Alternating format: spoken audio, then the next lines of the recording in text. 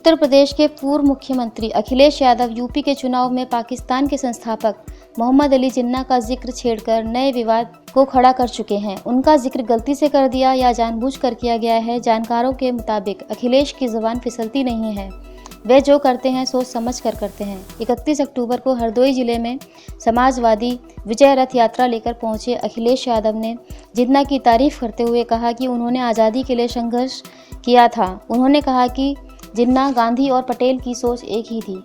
उनके इस बयान पर भाजपा उन्हें कहीं भी कभी भी नहीं बख्श रही है। मुख्यमंत्री योगी आदित्यनाथ ने कहा कि पटेल से जिन्ना की तुलना शर्मनाक है, अखिलेश को माफ़ी मांगनी चाहिए। सरदार पटेल की जयंती पर जिन्ना का गुणगान क्यों किया गया? विभाजनकारी जिन्ना की विचारधारा राष्ट्रपिता महात्मा गांधी, सरदार पटेल, जवाहरलाल नेहरू की विचारधारा है। यह कहना देश के महापुरुषों का अपमान करना है। उन्हें जिन्नावादी यानी मुस्लिम वोट से आस है, इसलिए वो ऐसा कर रहे हैं। भाजपा तो वैसे भी हिंदुत्व कार्ड खेल रही है और उन्होंने भाजपा को एक मुद्दा और थमा दिया। अब अखिलेश की चुनावी बोतल से निकला जिन्न यानी जिन्ना को भाजपा अपने इशारों पर नचा रही है। एक दो बयानों के बाद अखिलेश तो अब इस पर खामोश हो गए हैं, लेकिन बीजेपी ने उनके इस बयान को पकड़कर अपनी बोतल में रख लिया है। यानी कहीं भी कभी भी चुनावी रण में जिन्ना को बोतल से निकाल कर उससे फ़ायदा उठा रहे हैं। हर रैली, हर सभा, हर मंच पर बीजेपी के दिग्गज यूपी की जनता को याद दिलाना नहीं भूलते कि देश को बांटने वाले मोहम्मद अली जिन्ना अखिलेश के लिए पूजनीय हैं।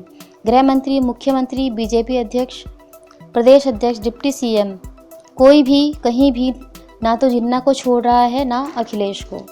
अखिलेश के मुंह से निकली ये बात अब पाकिस्तान तक जा पहुंची है।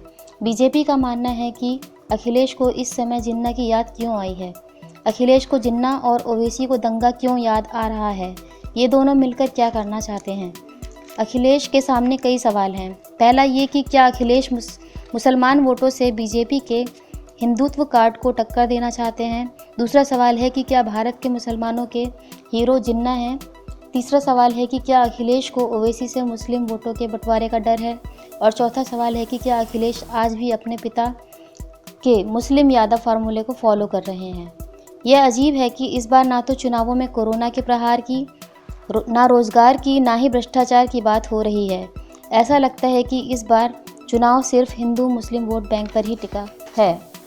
बीजेपी अपने हिंदुत्व के एजेंडे पर जुटी है तो अखिलेश अपने पिता के फॉर्मूले MY यानी मुस्लिम यादव पर जुटे हैं। हालांकि अखिलेश के सामने मुश्किल ये है कि उनके सामने ओवैसी भी मुस्लिम वोट बैंक हथियाने खड़े हैं और इसका फ़ायदा भी बीजेपी को ही मिलेगा।